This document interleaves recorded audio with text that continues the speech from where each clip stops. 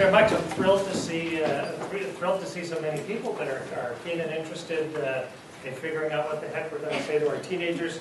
I want to tell you right off the bat, I don't have all the answers, but I think I have all the questions. All right. Now, adolescence is that very special period of life when your child kicks you off the pedestal they've had you on for all those years, and then they're going to step up, and here I am, world, what are you going to do for me? And I also like to say it's that period that immediately follows your child first sleeping through the night, and I think it's about 2 weeks long, and then they start staying up all night. All right. Now, and Dr. Mark Norris touched on a lot of this stuff, and in the interest of time, I won't spend a whole lot of time on this, but we know that there are a series of crises involved in adolescence, but just by virtue of being a crisis, it isn't necessarily a bad thing. He talked about sexuality. This is very biologically driven. We see that risk-taking behavior, which is, if I had a show of hands, how many people are here because they have concerns about their teenagers' risk-taking behavior? Come on, everybody, let's go. Right. Sorry, okay. To interrupt, Bill. We have the auditorium, but that means a lot of movement back and forth. So. How many people would like to move to the auditorium? Just, how many people prefer that we stay here? Thank you.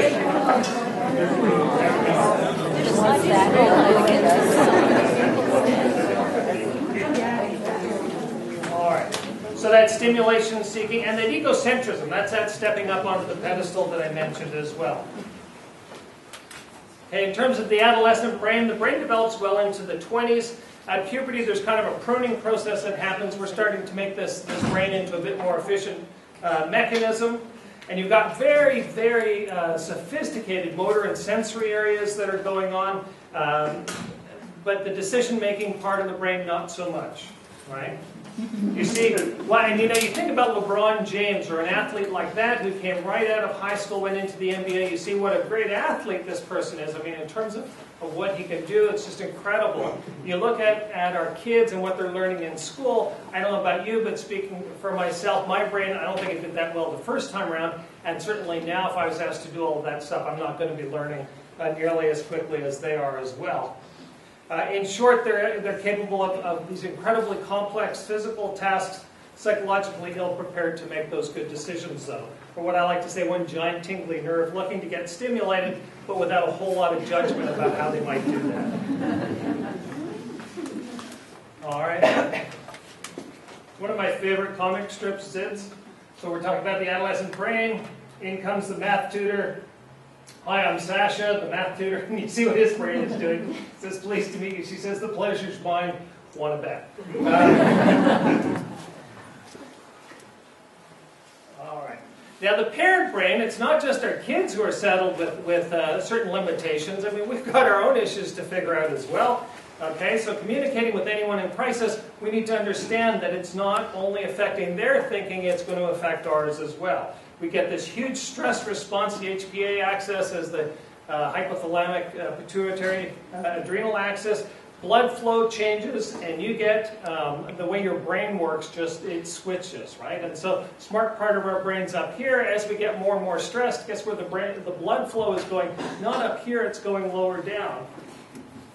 Okay, we go into survival mode, and the reptilian brain kicks in. Alligators are absolutely brilliant survivors. They've been around about 200 million years, but their problem solving goes a little bit like this. Okay, is it edible? Well, I'll eat it. Is it humpable? Then I'll mate. If it's not either of those things and it's causing me stress, I better get away. But that's about as sophisticated as it gets, right? I mean, in terms of conversation, investment advice, that kind of thing, not so helpful. But this is what's kicking in for our adult brain, our parent brain. We get alligator stupid. Okay? So it's reliable. It's great if you're talking about survival. You know, those 4 F's, feeding, fleeing, freezing, and mating, are covered, but it's...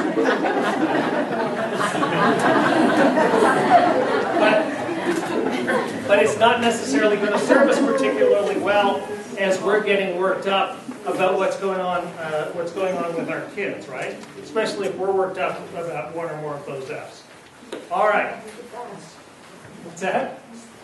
Slow down. Well, we've got about an hour to get through a fair amount, but I'll do my best. All right. My brain is not working. All right.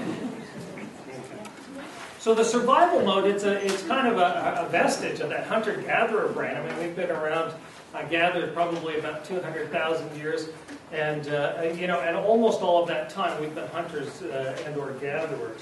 And so that tunnel vision is really helpful when you're pursuing, you're pursuing that prey, hoping to turn it into the special du jour. Not so helpful if you're staring at a hickey on your daughter's neck or the crack in your big screen TV, right? Your son invited just a couple of friends over on Facebook. But that's what happens to us. That's how our brain is processing, right? And so we kind of, we lose, quite literally lose what's going on around us, and we're just focused on this one thing. And it may not be especially helpful. So we need the smarter part of our brain to kick in. It's got to manage some of those lower parts, because really that lower part of the brain, if it's what's making our decisions for us as we're working through this conflict with our teens, we're in big trouble and they're in big trouble. All right, so we've got to figure out a way to engage that smart part of the brain. We've got to separate our emotion. At these times of real crisis, we've got to be able to figure out a way to put aside that emotion and really problem solve. Now, in the interest of full disclosure, I routinely tell people the two most humbling experiences I'll ever know are parenting and golf. Okay, and parenting, you can say things as a parent, and I'm a psychologist. I'm trained in this stuff. I've heard myself say things as a parent, and I think, gee, that was really stupid. Who said that? And then I'm shocked it was me. We can say that, but I mean, we care so much about our kids. We have so much invested in them that we really can be reduced sometimes to kind of blathering idiots. We're not terribly helpful all the time. And we say these things and then afterwards think, oh my goodness, why did I say that? The only thing I can compare it to is dating. Again, you say these things, and, oh, that was stupid. And say, oh, geez, that was me again.